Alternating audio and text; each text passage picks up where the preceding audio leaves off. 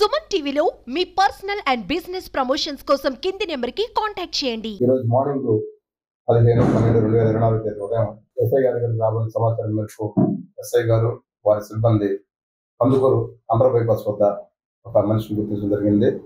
ఆ వ్యక్తి ఎవరు అని విచారిస్తే కట్టా మధుబాబు, తండ్రి బాబురావు, వయసు 27 సంవత్సరాలు, మాచవరం గ్రామం, కందుకూరు మండలం. ఇది మనకి సింగరాయకొండలోని సుందర్ నగర్లో 2/12/2024 తారీఖు ఫిర్యాదు ఎవరైతే ఉన్నారో కుంచాల సునీత అని చెప్పి ఈమె ఎంఎస్ఆర్ ఫ్యాక్టరీ పనిచేస్తుంది.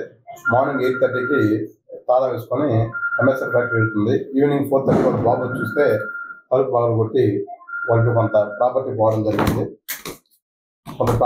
జరిగింది. దాని మీద మాకు రిపోర్ట్ ఇవ్వడం జరిగితే ఎస్ఐ గారి క్రైమ్ నెంబర్ 363 అని చెప్పి ఎఫ్ఐఆర్ నమోదు చేశాడు. సుమారు ఒక 5 గ్రాముల బంగారం అందులో థెఫ్ట్ అయింది.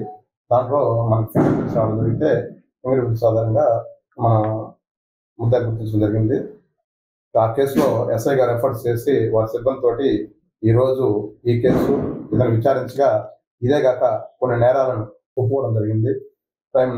కందుకూరు రూరల్ ఒక కేసు, గుంటూరు ఒక కేసు, అలాగే కందుకూరు టౌన్లో ఈ విధంగా పలు ప్రాంతాల్లో నేరాలు చేసి ఆ నేరాల్లో మనకి ఈ ముద్దాయి దొరకడం జరిగింది. మొత్తం సుమారు ఇతని దగ్గర నుంచి 6 లక్షల రూపాయల యొక్క సొత్తుని రికవరీ చేయడం జరిగింది. ఈ కేసును ఇంకా కొత్త కేసుగా ఇన్ఫర్మేషన్ పెట్టి చేసినటువంటి ఎస్ఐ గారిని, అలాగే వాళ్ళ సిబ్బంది అయినటువంటి ఏఎస్ఐ భాషా గారిని, శేషారెడ్డి, ప్రభుస్వామి, సుమన్లను ఎస్పీ సారు, డిఎస్పీ గారు ప్రత్యేక అభినందించడం జరిగింది.